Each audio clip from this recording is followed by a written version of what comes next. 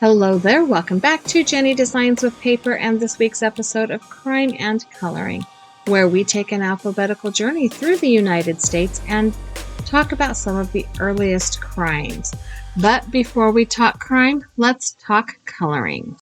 I did a little bit of shopping at the Rabbit Hole Designs website and I purchased this beautiful anemones stamp set and I'm going to watercolor it. I'm going to be using my Zig Tanzai Gombi watercolors. So I have some watercolor paper, my Misty Stamp Positioner, Versaclear Nocturne Black ink, some clear embossing powder, and yeah, we're going to hop to it.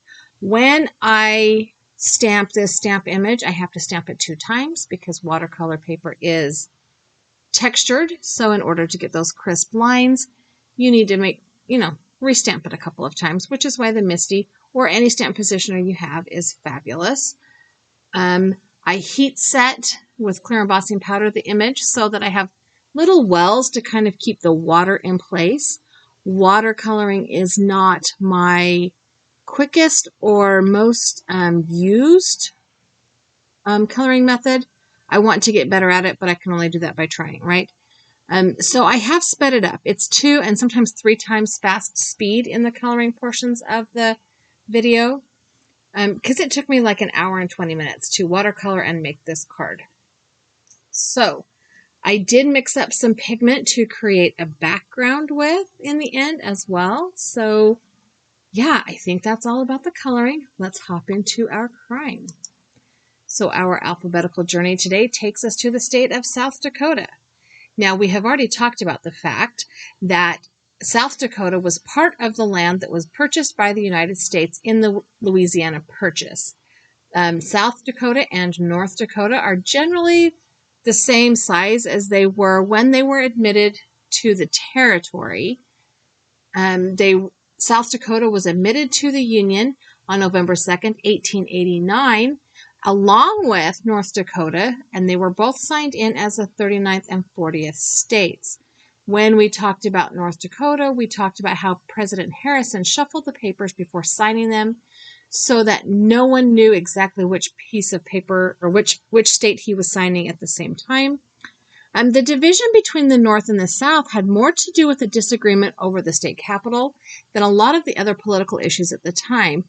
However, the South Dakota did feel a little bit more friendly toward the Native Americans at that time.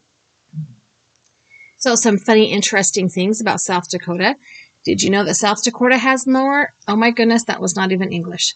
Did you know that South Dakota has more shoreline than Florida? No, seriously, it really does.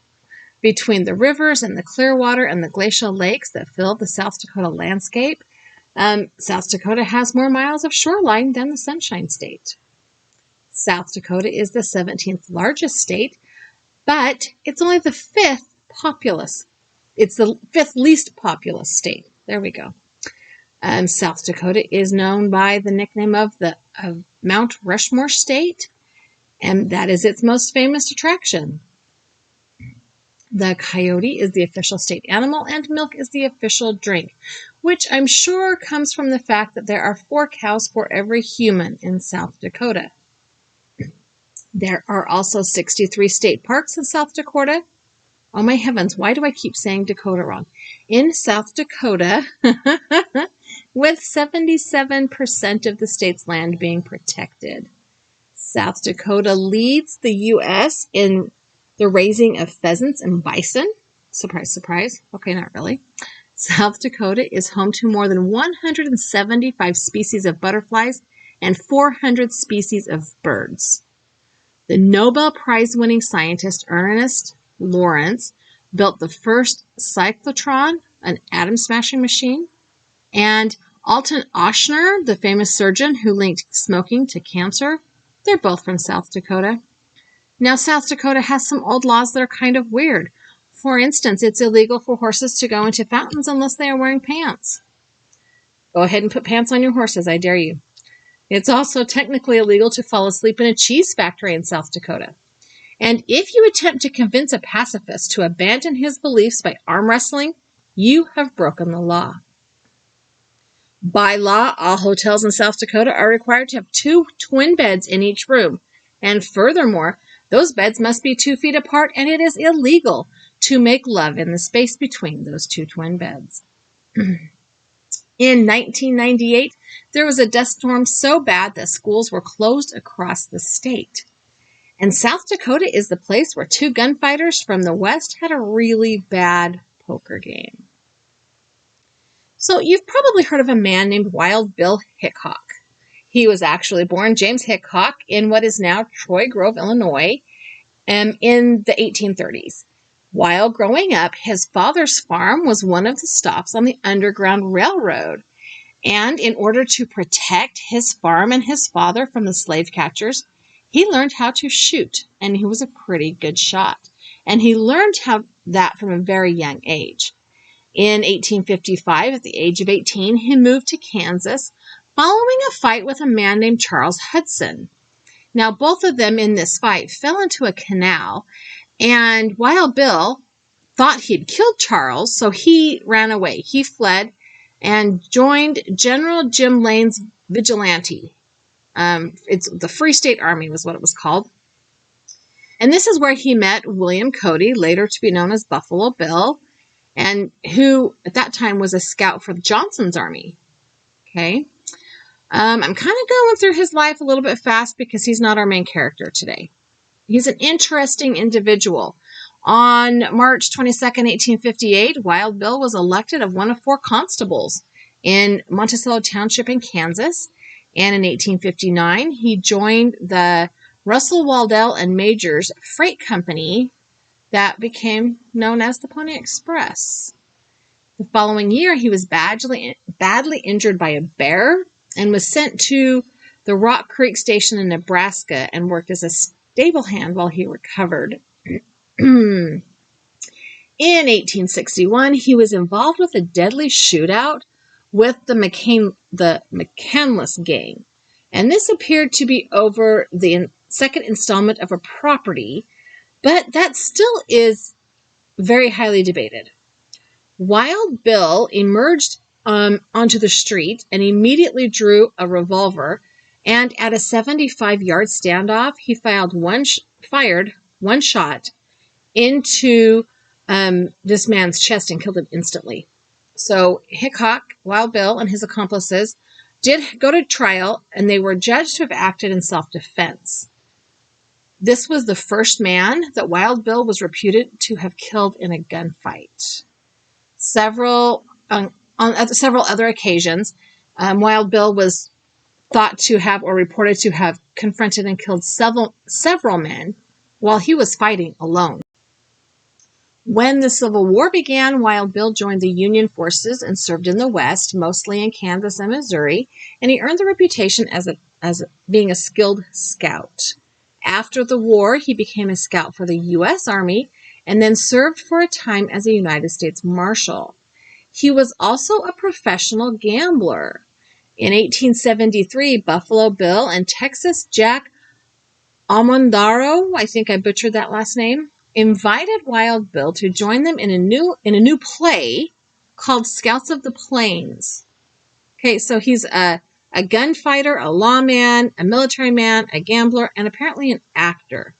Anyway, Wild Bill and Texas Jack left the show before Cody performed his Buffalo Bill Wild West shows in the 1880s. In July of 1865, in the middle of the town square in Springfield, Missouri, Wild Bill killed Davis Tutt Jr. in a quick draw duel over an alleged gambling debt. Wild Bill was arrested for murder 2 days later, but the charge was reduced to manslaughter. He was released on $2,000 bail and stood trial in August of that year. At the end of the trial, the judge gave the jury contradictory instructions. He first instructed the jury that a conviction was its only option under the law, but then he instructed them that they could apply the unwritten law of fair fight and acquit. So the jury voted for acquittal, and that verdict was not very popular at this time. After this event, many other reports surfaced that Wild Bill had killed a number of men during his time in the Army and during his time as a law enforcement officer. And still to this day, some of those stories are, they're the fodder of legends. There's no proof one way or the other that he was, in fact, this cold-hearted killer. However, his reputation as a gambler was the beginning of his downfall. So let's talk about a man named John Jack McCall. Jack was his nickname. He was born in 1852 or 1853 in Jefferson County, Kentucky. And most of the details of his early life are gone, like they're not traceable. I did find that he was raised in Kentucky with 3 sisters, but at some point in time he headed west and became a buffalo hunter. We've heard that before, right? By 1876, he was living in a gold mine at a camp called Deadwood, South Dakota, and he had begun using the alias Bill Sutherland. Newspaper accounts at the time described him as having thick chestnut hair, a small sandy mustache, a double chin, and crossed eyes. So he was quite a looker? ? Soon after his arrival in Deadwood, Wild Bill and Crooked-Nosed Jack, as he had now become known, met in a gambling hall. So Crooked-Nosed Jack, aka John, was drinking at the bar called Nuttall and Mann's No. 10 Saloon on the 1st of August, 1876.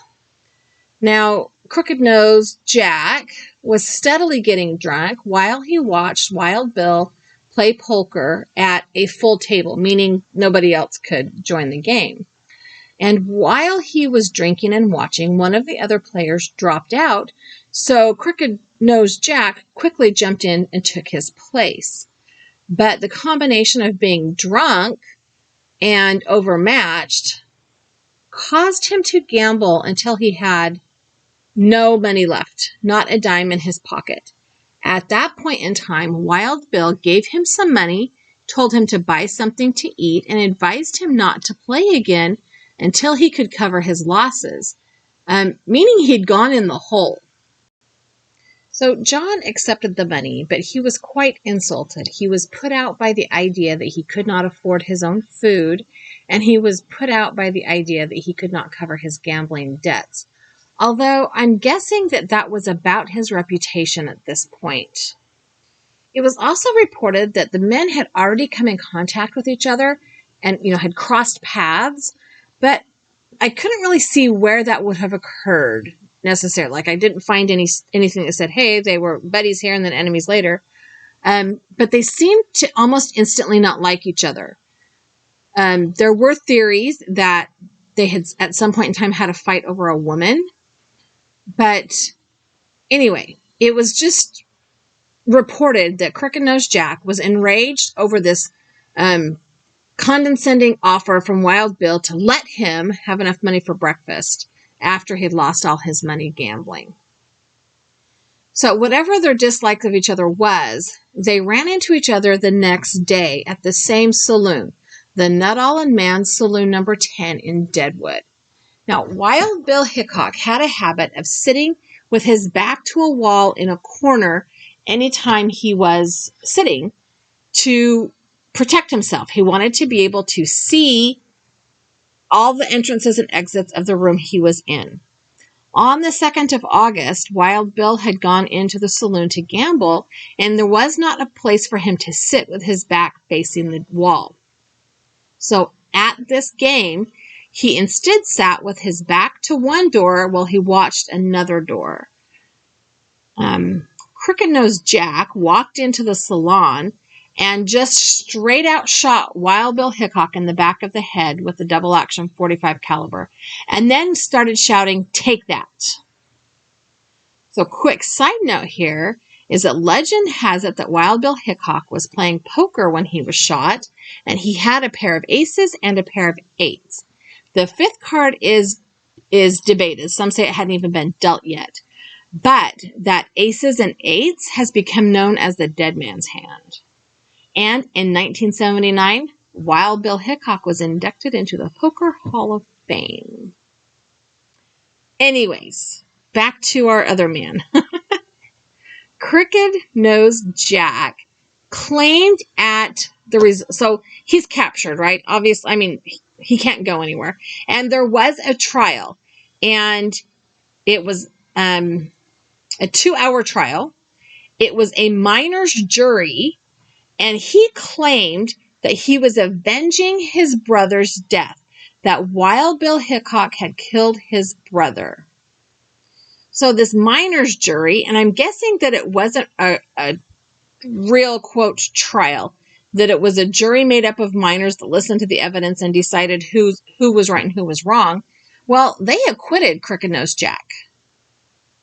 They, I don't know if they applied the same law that Wild Bill Hickok had applied to his previous trial, but they just acquitted him.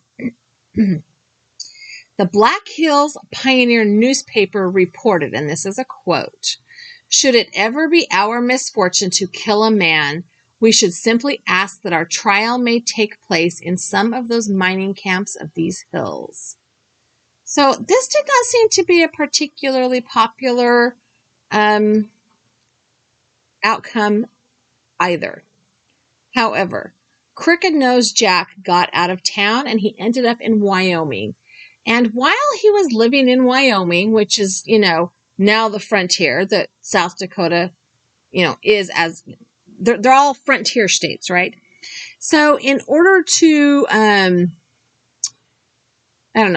gain street cred, whatever it was called then, he bragged and told the story in detail of how he had killed Wild Bill Hickok in a fair gunfight. Now, I don't know that shooting somebody in the back is fair. I'm not sure you can call a gunfight fair, but I know that if the other guy doesn't know you're coming, it's not fair. Unfortunately for Crooked-Nosed Jack, the Wyoming authorities did not appreciate him openly admitting to having committed a murder. And because his first trial was in Deadwood, which was technically Indian territory, the state of Wyoming contended that he could be tried again. So, on August 29th of 1876 in Laramie, Wyoming, Crooked-Nosed Jack was arrested, and then he was taken to Yankton, South Dakota for trial. At his new trial, Wild Bill Hickok's brother Lorenzo actually traveled from Illinois to be there. And he spoke to Crooked Jack after the trial. And his only comment about that conversation was that he showed no remorse. So this time, John McCall, a.k.a. Crooked-Nosed Jack, was found guilty and sentenced to hang. And after his death, it was determined that John Jack McCall, a.k.a. Crooked-Nosed Jack, had in fact never even had a brother. So whatever defense he had cooked up was not even true. A reporter, Leander Richardson, interviewed Wild Bill shortly before his death, and then helped bury him after his death. And he wrote about this interview with Wild Bill in the April 1877 issue of Scribner's Monthly. And he kind of mentions the second trial. And he says, quote, "As I write the closing lines of this brief sketch, word reaches me that the slayer of Wild Bill has been rearrested by the United States authorities and after trial has been sentenced to death for willful murder. He is now at Yankton awaiting execution. The trial was proved that the murderer was hired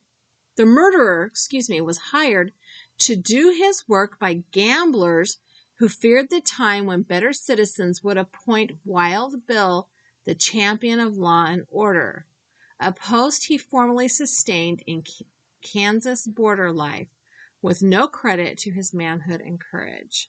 End quote. So this reporter is saying that in the second trial, it was proven that Crooked-Nosed Jack was hired by a group of gamblers to kill Wild Bill in order to prevent him from ever being hired as a lawman in this area, because that would put an end to their gambling. Which is funny because he's a gambler, so I don't know. Maybe they were not honest gamblers. Does that really? I don't know. Anyway, Crooked-Nosed Jack was hanged on March 1st, 1877, and then buried in the Roman Catholic cemetery. When the cemetery was moved in 1881, his body was exhumed and found to have the noose still around his neck. John Jack McCall, also known as Crooked-Nosed Jack, would probably have never been remembered in history if he hadn't shot Wild Bill Hickok, an act that gave him the additional nickname of Coward Jack McCall, due to the fact that he shot a man in the back. John McCall was the first person executed in the state of South Dakota. So that's kind of a lot of story in a little bit of time. It would have been nice if I could have found more background information on John, Crooked-Nosed Jack, as he became known, and I suspect that the reason that it was hard to find information about his whereabouts was because he went by aliases. Like, we know that by the time he got to South Dakota, he was going under one alias, Mr. Sutherland or something like that. But I wonder how many other aliases he used. And if, like it came out in the trial, he was hired to kill Wild Bill Hickok in order to prevent him from, as a hired killer, in order to prevent him from becoming a lawman in the area, had he killed more people? Like, was he a hired killer somewhere else along the lines? So when I couldn't find more about him under either of those three known aliases, I just kind of went with telling a shorter story. Now, I suppose in theory also I could have told you a lot more about Wild Bill Hickok, but he wasn't the murderer, he was the murdered. And I don't know, I kind of wanted to tell the other guy's story. All right, for the background of this card, I did some heat embossing over that wash, that watercolor wash, and I'm going to put it down on the card front with 3M foam tape. I wanted to break up the purple background a little bit. I also have a die that says beautiful. It has an outline and the word die. I'm going to cut that beautiful word out 2 times with black cardstock. And I am going to adhere those together to make it just a little bit thicker with some liquid glue. And I've put a piece of white paper down there so that you can see that. It is a little bit finicky to put together because it is a long word and it is a fine lined font, kind of. But I just wanted it to be a little bit thicker, a little more sturdy than a single layer. I'm also going to use this other My Favorite Things stamp set. It's a sentiment set, and I'm going to stamp the one that says, Hey You. In the end, I ended up only using the hey part. I just did not like how it looked with the you. Also, there's an exclamation point at the end of that sentence, so I just wiped that off with a baby wipe. I stamped that on some white cardstock and trimmed that down. And now it's time to start putting things together. And this is when I decided I wanted foam tape instead of my ATG gun, or double-sided adhesive, whatever you want to call it. I'm going to go ahead and really put a ton of adhesive on the back of this watercolor paper. It is thick paper. It is warped from all of the water I added to it in creating that kind of ombre wash background. So it needs a lot of adhesive. I'm going to go ahead and put this down on my A2 size card. This is a top folding portrait style card because of course it is. That's what I like to make. And I'm okay if this anemone hangs off of the watercolor background piece, that card panel, as long as it doesn't hang off the card itself. I don't want to trim any of the leaves or anything off. So once I have that stuck down, I'm using my tweezers so I can kind of wiggle it around a little bit. I am going to use that beautiful die. I thought it needed to have something between it and the background, so I pulled out the shadow and die cut that with some vellum. And once I have that run through my die cut machine, I'm going to add liquid glue to the back of that word die again and adhere it down to the shadowed background. And it's amazing how that vellum, which is translucent, right? It's not transparent, but it's very translucent. And yet it just pulls that black cardstock up just enough to make it more visible. Now, I did not forget the tittle. The tittle is the name of the word, is the name of the dot on an I. I cut out both tittles. I saved them in this little bowl. I'm going to adhere them down with some liquid glue and my Marvy pickup stick. And then I can go ahead and put some liquid glue on the back of this, being very careful to put the glue just behind the black letters. Otherwise, when it dries, it will be visible through the vellum because, again, translucent, and I don't want that. I'm going to kind of sort of get it on there straight, and then it's not straight, but I decided not to worry about it and put our Hey You part on. And this is when I realized I don't really like that Hey You Beautiful. I think it sounds better just saying Hey Beautiful. So I'm going to trim that off with a pair of scissors, stick that other piece right back down, and call it good. I'm going to zoom in on parts of the card so that you can see the beautiful watercoloring, the background, and the flowers. And I'm going to tell you that I found pictures. Of course, I found pictures of Wild Bill Hickok because, hello, he was famous. Okay, so here's Wild Bill Hickok. And the next picture coming up is Crooked Nose Jack. So, short story, interesting story, not a lot of information. However, I have a couple other videos here I think you might like as well. So, watch those videos, subscribe to my channel if you haven't already, give me a thumbs up so that YouTube knows you like my content, likes this video, leave me a comment down below, and have a fabulous day.